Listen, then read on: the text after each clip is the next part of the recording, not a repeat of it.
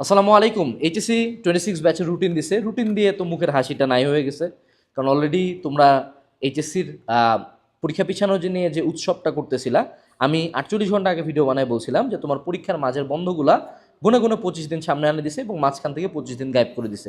Exactly same জিনিস রুটিনে হয়েছে। এখন আমি সঠিক হয়ে আমার খুব ফাপড় তুমি দেখতেছো, বাট এই ফাপড় দেখে আমার লাভ নাই। আমিও খুশি হই নাই, আমিও কষ্টে আছি। যেটা তোমার সাথে হচ্ছে সেটা অনেক বড় অন্যায়। তো আমি আজকে তোমাদেরকে একটা প্ল্যান দিব, এইচএসসি 26 এর রুটিন অ্যানালাইসিস ভিডিও। যেই ভিডিওটা ফলো করলে তুমি এই জঘন্য রুটিনেও সবচেয়ে ভালো আউটপুটটা নিয়ে আসতে পারবা। আমরা এখানে প্রথমে 5টা মেইন পয়েন্ট নোটিস করবো, যে 5টা কাজ আমাকে আগে করতে হবে। 1 নম্বর কাজ, তুমি তোমার হাতে যেটা আছে সেটা নিয়ে পড়াশোনা করো। তুমি এখন ফেসবুকে 10টা স্ট্যাটাস দিলা, এডটেকের ভাইয়াদের সবগুলা দুঃখের পোস্টে লাভ দিলা, ক্রাইরি এক দিলা, কোনো লাভ হবে না। আলটিমেটলি তোমার পরীক্ষা তোমার দেওয়ারই লাগবে। So stop crying, start reading. সুন্দর মতো বাসায় ঢুকে আইডিটা অফ করে পড়তে বসো। বারবার এই কথাটা বলতেছি, শুরু থেকে এই কথাটা বলতেছি যে পড়ো। এইটা বাদে তোমার হাতে কিচ্ছু নাই। এখন পর্যন্ত যা যা তুমি করছো প্রত্যেকটাই ব্যাকফায়ার করছে।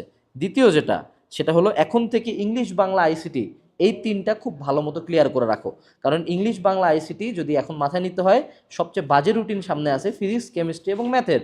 সো আইসিটির আগে বন্ধটা আমাদেরকে কাজে লাগাতে হবে ফিজিক্সে।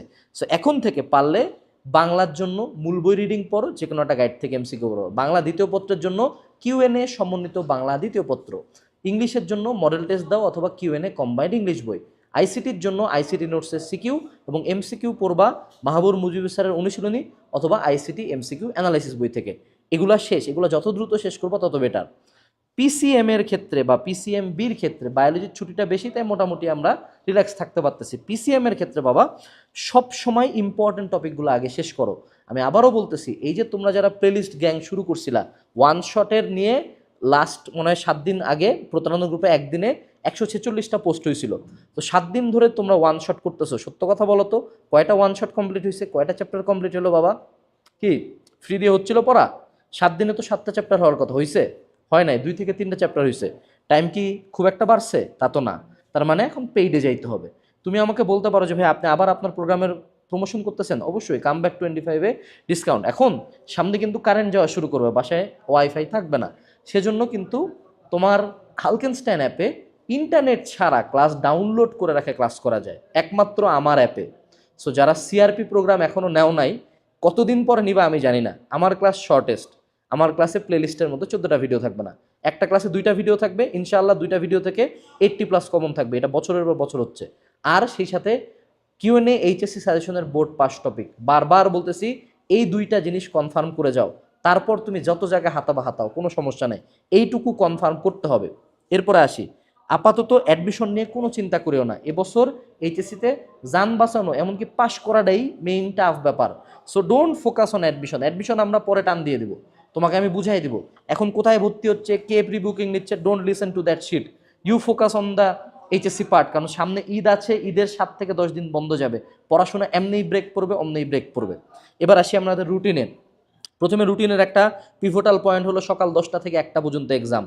কোনো দিন যাতে এটা না শুনি প্রথম দিন 1টার দিকে এক্সাম দিয়ে আসে, ওই দিন কিছু পড়ো নাই, পরের দিন শুরু করবা। যান বের হয়ে যাক, যত কষ্ট লাগুক, প্রত্যেকটা এক্সামের পরে দুপুর 1টা থেকে 5টা পর্যন্ত ছুটি কাটাবা। বিকাল 5টা থেকে শুরু করে রাত 2টা পর্যন্ত একটানা পড়াশোনা করবা। এটা যদি না করো কি ভয়ানক রকম মারাটা খাবা তুমি জানো না।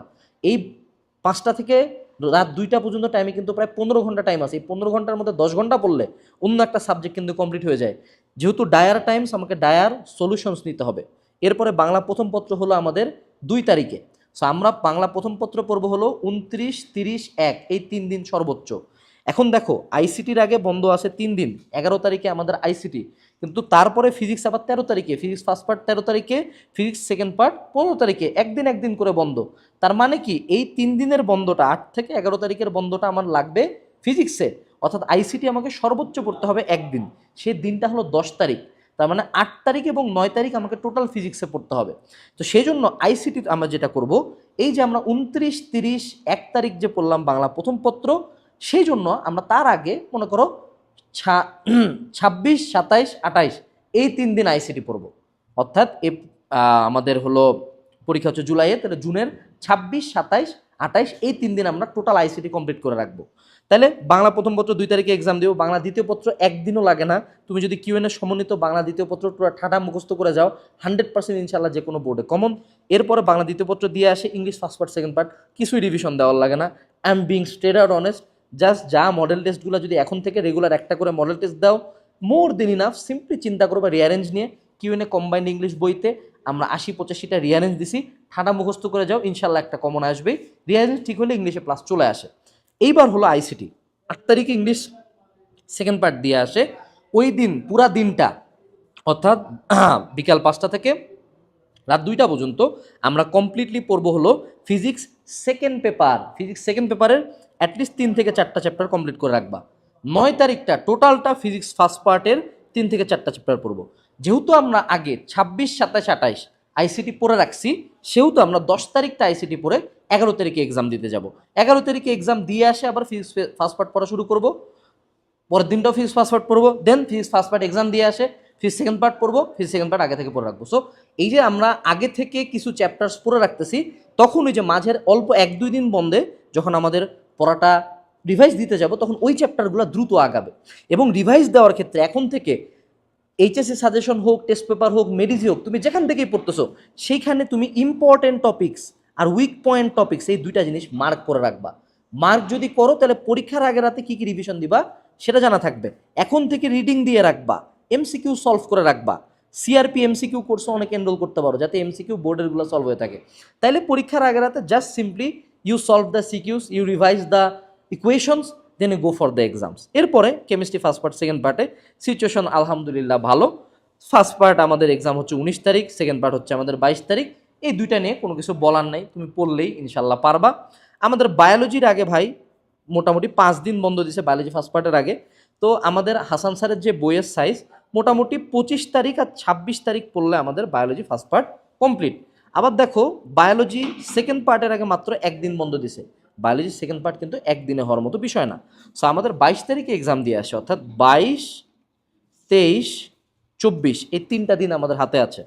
22 তারিখের দিনটাতে আমরা যেটা করব, দেখো ম্যাথ ফার্স্ট পার্ট হলো আমাদের 2 তারিখ, ম্যাথ সেকেন্ড পার্ট আবার 4 তারিখ। তার মানে আমরা 22 তারিখ দিনটা টোটাল ম্যাথ সেকেন্ড পার্ট করব। 22 তারিখে বিকাল 5টা থেকে রাত 2টা পর্যন্ত ম্যাথ সেকেন্ড পার্ট করব। ম্যাথ ফার্স্ট পার্টের আগে মোটামুটি আমরা বন্ধ পাচ্ছি 29 তারিখ থেকে 2 তারিখ। তাও যাদের ম্যাথ ফার্স্ট পার্ট দুর্বল তারা 23 তারিখে ম্যাথ পড়তে পারে, কিন্তু আমার পার্সোনাল সাজেশন হলো 23 আর 24, 23 আর 24 এই 2 দিন তুমি বায়োলজি সেকেন্ড পার্ট একটু দেখো, ঠিক আছে? আর যারা একান্ত বায়োলজি ফার্স্ট পার্টে দুর্বল তারা 24 তারিখে বায়োলজি ফার্স্ট পার্ট পড়তে পারো। অর্থাৎ সামারিটা কি, যে তোমার রুটিন যেটা হবে, তুমি 19 তারিখে কেমিস্ট্রি ফার্স্ট পার্ট দিলা, 22 তারিখে কেমিস্ট্রি সেকেন্ড পার্ট দিলা, এখান থেকে তোমার ওরকম দরকার নাই কোনো কিছু নিয়ে চিন্তা করার। 22 তারিখ থেকে 27 তারিখের বন্ধের 22 তারিখে আমি অবশ্যই ম্যাথ সেকেন্ড পার্ট করব। 23 তারিখে যদি আমার বায়োলজির সেকেন্ড পার্টে উইকনেস থাকে তাহলে আমি বায়োলজির সেকেন্ড পার্টই পড়বো, আর যদি উইকনেস না থাকে তাহলে আই ফোকাস অন হলো math second part once again. আর যদি আমার হইলো গিয়া বায়োলজি ফার্স্ট পার্টে বেশি উইকনেস থাকে তাহলে আমরা 23, 24, 25, 26 3 দিন নিব। আর যদি আমার উইকনেস না থাকে তাহলে 25, 26 2 দিন নিয়েই আমরা বায়োলজি ফার্স্ট পার্ট এক্সাম দিতে চলে যাব, ঠিক আছে? সো এইভাবে করে আমাদের বন্ধগুলোকে কাজে লাগাইতে হবে। বিশেষ করে তোমার পরীক্ষার রিদমটা ব্রেক হবে হলো কেমিস্ট্রি সেকেন্ড পার্ট এক্সামের পরে। 22 তারিখের পরে মেজরিটি মানুষজন ঢিলা দিয়ে দিবে, ভাববে যে লাস্ট এক্সাম, কিন্তু এই ঢিলাটা দেওয়া যাবে না। এই ঢিলা যদি দিলা তো মোল্লা। মনে রাখবা, কোনো যদি একটা পেপার ভালো দিয়ে থাকো, একটা পেপার ইজি হয়ে থাকে, আরেকটা পেপার 100% কঠিন হবে, এটা ধরে নিতে হবে। যদি ইজি হয় আলহামদুলিল্লাহ, বাট কঠিন হবে ধরে নিয়েই আগাইতে হবে। যদি সিকিউ খুব ইজি হয়, এমসিকিউ খুব টাফ হবে। মেন্টাল অ্যাসপেক্ট হবে hope for the best, prepare for the worst, ঠিক আছে? এবং যদি পরীক্ষার আগে রিভিশন একান্ত দিতে না পারো, ঠ্যাক খেয়ে যাও, তাহলে কিউএনএইচ সেশনের বোর্ড পাস টপিকগুলো দেখে যাবা আর ওয়ান শট ক্লাসগুলো সিআরপি থেকে করে যাবা। যদি একান্ত ঠেকে যাও, যাদের একান্ত পাস নিয়ে টানাটানি, 15 তারিখের মধ্যে তারা বলছে প্র্যাকটিক্যাল নিয়ে নেবে, 4 তারিখে ম্যাথ সেকেন্ড পার্ট দিয়ে এইচএসসি এক্সাম শেষ। সো মোটামুটি তারা তোমাকে সম্ভবত 6 দিন বা 5 দিন টাইম দিবে, বোর্ড ভেদে ডিফারেন্ট। তুমি 4 তারিখ থেকেই যেটা করবা, প্র্যাকটিক্যাল খাতা রেডি করে রাখবা। প্র্যাকটিক্যাল খাতা ছাড়া কিন্তু নাম্বার দিবে না। সো ওই প্র্যাকটিক্যাল খাতা রেডি করে, তোমার মনে করো প্র্যাকটিক্যাল এক্সামে কী আসে এটা সবাই জানে, আগে থেকেই জানা যায় কী লিখতে দিবে। ভদ্রভাবে মার্জিত হয়ে জাস্ট রেডি হয়ে এক্সাম দিতে চলে যাবো, স্যার যদি কোশ্চেন করে যতটুকু পারে আনসার দিবা, না কোশ্চেন পারলে সরি স্যার জানি না। এই দিয়েই তোমাদের এইচএসসি জার্নিটা শেষ। অর্থাৎ এই পুরো এইচএসসি জার্নিতে তুমি যদি আমার রুটিন অ্যানালাইসিস ফলো না করো কোনো লস আছে? উত্তর হলো না, প্রত্যেকে আমরা ডিফারেন্ট। বাট সিম্পলি 10টা থেকে 1টার পরের যে বন্ধটা, 1টা থেকে পরের দিন পর্যন্ত যে সময়টা, এটাকে কাজে লাগাইতে হবে। আর মাঝের বন্ধগুলাকে এমনভাবে ইউজ করতে হবে যাতে যেই এক্সামগুলোতে বন্ধ নাই সেই এক্সামগুলোকে কাজে লাগানো যায়। পড়াশোনাগুলো এমনভাবে করতে হবে যে ওই পড়াগুলোই আমি পড়তেছি যেটা পরীক্ষার হলে আমি কমন পাবো। কারণ তুমি এখন বুঝতেছো কিন্তু পরীক্ষার আগের রাতে চাইলেও তোমার যে 14টা ক্লাসের টোটাল 45 ঘন্টা লেকচার আওয়ারের যে প্লেলিস্ট ছিল বা ওয়ান শটটা ছিল, সেটা সব কিছু পড়া সম্ভব না।